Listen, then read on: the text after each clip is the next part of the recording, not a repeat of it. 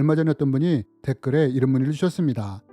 목사님, 우리 크리스찬들은 장례식장에 가면 절을 하지 않고 묵상 기도를 하는데 왜 이렇게 하는지에 대해 제대로 알고 싶습니다. 라고 말입니다. 여러분, 우리 크리스찬들은 장례식장이나 제사 때에 절을 하지 않습니다. 그럼 여러분, 왜 우리 크리스찬들은 이럴 때 절을 하지 않는 걸까요? 저는 오래전에 이렇게 말하는 사람을 만난 적이 있습니다. 왜 기독교는 절을 못하게 합니까? 제사상에서 절을 하는 것은 전통이고 예의지 않습니까? 기독교는 왜 이런 예의범들도 못 지키게 합니까? 라고 말입니다. 여러분, 우리 기독교는 이번 말처럼 제사상이나 장례식장에서 절을 하지 말라고 합니다. 그러면 왜 기독교는 이렇게 절하는 것을 반대하느냐? 이번 시간에는 이에 대해 함께 나누기 원합니다. 여러분, 우리는 출애굽기 말씀을 통해 하나님이 절에 대해 어떤 관점을 가지고 있는지를 알 수 있습니다. 여러분, 하나님은 말씀하십니다. 너희는 우상을 만들어 그 앞에 절하지 말고 섬기지 말라. 너는 다른 신에게 절하지 말라. 여러분, 하나님이 절에 대해 뭐라고 말씀하십니까? 분명하게 우상에게 절하지 말며 다른 신에게 절하지 말라고 말씀하십니다. 그렇다면 여러분, 왜 하나님은 도대체 절이 무엇이기에 이렇게 금하시는 걸까요? 여러분, 사실 말해서 우리가 절을 한다고 해도 눈에 보이는 큰 문제가 일어나는 것도 아니지 않습니까? 오히려 반대로 우리가 절을 하지 않을 때 종종 문제가 발생하지 않습니까? 가족 간의 관계가 어려워지는 경우도 있고 이로 인해 눈총을 받기도 하지 않습니까? 그런데 여러분, 도대체 절에 어떤 비밀이 숨겨져 있길래 하나님은 왜 절하지 말라고 하시는 걸까요? 여러분, 우리는 이에 대한 실마리를 마태복음에서 찾아볼 수 있습니다. 여러분, 마태복음 4장에 보면 예수님이 광야에서 40일 동안 금식하시는 장면이 나옵니다. 그리고 이때 마귀가 예수님을 이렇게 유혹하는 장면이 나옵니다. 성경은 말합니다. 마귀가 또 그를 데리고 지극히 높은 산으로 가서 천하만국과 그 영광을 보여 이르되 만일 내게 엎드려 경배하면 이 모든 것을 내게 주리라. 여러분, 마귀가 예수님을 어떻게 유혹했다고 합니까? 자신에게 엎드려 경배하면 천하만국과 영광을 주겠다고 합니다. 하지만 여러분, 이때 예수님이 어떻게 하십니까? 마귀의 유혹을 단호하게 거절하십니다. 그렇다면 여러분, 왜 예수님은 이런 제안을 거절하신 걸까요? 여러분, 마귀는 예수님이 자기 앞에 엎드려 경배하면 이 모든 것을 줄 것이라고 말을 했습니다. 그런데 여러분, 여기에 나오는 경배라는 단어에 어떤 뜻이 있는지 아십니까? 헬라어 원문에 보면 경배라는 말에는 깊은 존경의 표시로 무릎을 꿇고 땅에 이마를 대다, 또 무릎을 꿇거나 엎드림으로 존경하다 라는 뜻이 있습니다. 즉 마귀가 예수님께 자기에게 엎드려 절하면 모든 것을 주겠다고 말한 것입니다. 그러나 예수님이 이 절을 거절하신 것입니다. 그럼 여러분, 도대체 절이 무엇이기에 마귀는 이 절만 하면 천하만국과 영광까지도 준다고 한 걸까요? 또 예수님은 절만 하면 세상의 모든 것을 얻을 수 있었음에도 불구하고 왜 이것을 거절하신 걸까요? 여러분, 이제부터 절에 어떤 비밀이 숨겨져 있는지에 대해 함께 나누기 원합니다. 여러분, 우리가 이것을 알기 위해서는 먼저 알아야 할 영적인 원리가 하나 있습니다. 그것이 무엇이냐? 사탄이 어떻게 우리를 공격하는지에 대한 영적인 원리를 알아야 한다는 것입니다. 여러분, 사탄이 우리를 어떻게 공격하느냐?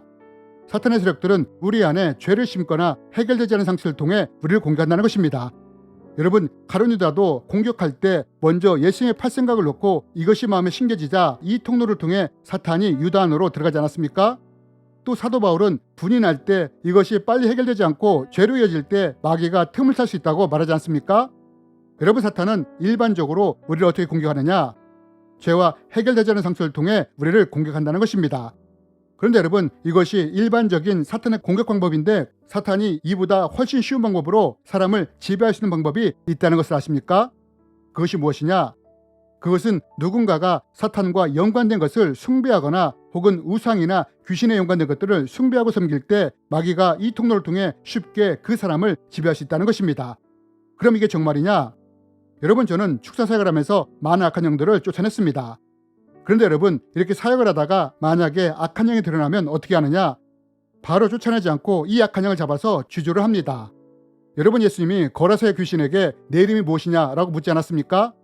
만약 악한 영이 드러나면 예수님처럼 그 악한 영의 이름이 무엇인지를 묻고 언제 들어왔으며 무슨 일을 하는지를 묻는 것입니다. 왜 이렇게 하냐면 이렇게 할 때 그 악한 영을 더 쉽게 쫓아낼 수 있기 때문입니다. 그러나 악한 영을 쫓아내기 전에 종종 제가 궁금했던 것들을 묻기도 했습니다. 예를 들어 지옥에 관련된 것이나 사탄에 관련된 것이나 귀신이 어떻게 세력을 확장해 나가는 것과 같은 것들을 묻곤 했습니다. 그리고 이때 제사에 관련된 것도 물은 적이 있습니다. 왜 제가 제사에 대해 물었냐면 저에게 개인적으로 제사에 대해 궁금한 것이 있었기 때문입니다. 여러분, 저희 가족은 예수님을 믿기 전에 제사를 지냈습니다. 특별히 저희 아버지가 초등학교 6학년 때 자살하셨기 때문에 우리는 제삿날과 명절날에는 꼭 제사상을 차리게 되었습니다. 그런데 이때 우리 가족은 제사상 앞에서 놀라운 경험을 하게 되었습니다. 49대 제사 때 절을 마치는 순간 어머니를 통해 아버지 혼령이 나타난 것입니다.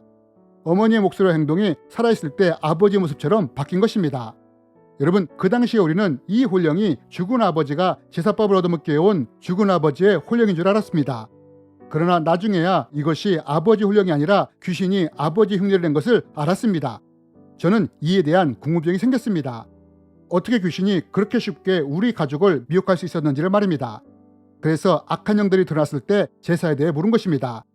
물론 악한 영들은 이런 것에 대해 쉽게 말하지 않습니다.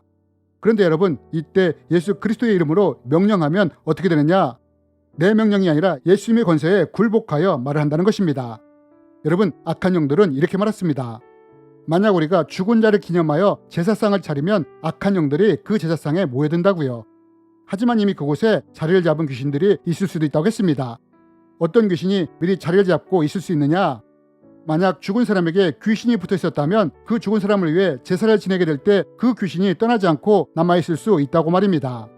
그러면서 또 들은 말이 무엇이냐? 사람들이 절을 할 때 만약 그 사람 안에 들어갈 통로가 있다면 귀신이 그 사람 안에 들어갈 수 있다고 말을 한 것입니다. 저는 이 말을 들으면서 알게 되었습니다. 어떻게 어머니에게 그렇게 쉽게 귀신이 들어가 아버지 혼령처럼 흉내를 낼 수 있었느냐? 우리가 제사상 앞에서 절을 할 때 그 통로를 통해 귀신이 들어오게 되었고 우리가 그 귀신에게 미혹되었던 것입니다.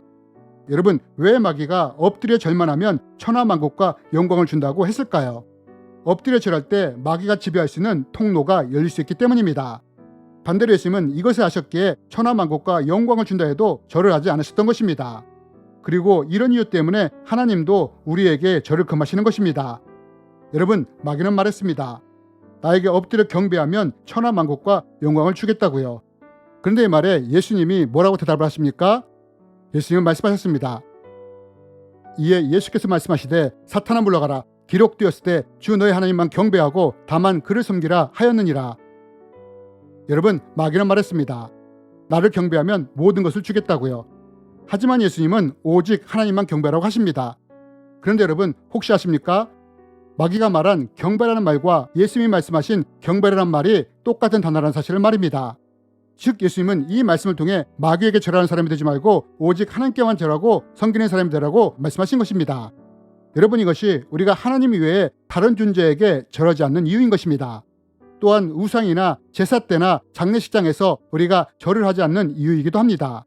왜냐하면 우리가 절할 분은 오직 살아계신 하나님 한 분밖에 없기 때문입니다. 주님의 이름으로 여러분을 축복합니다.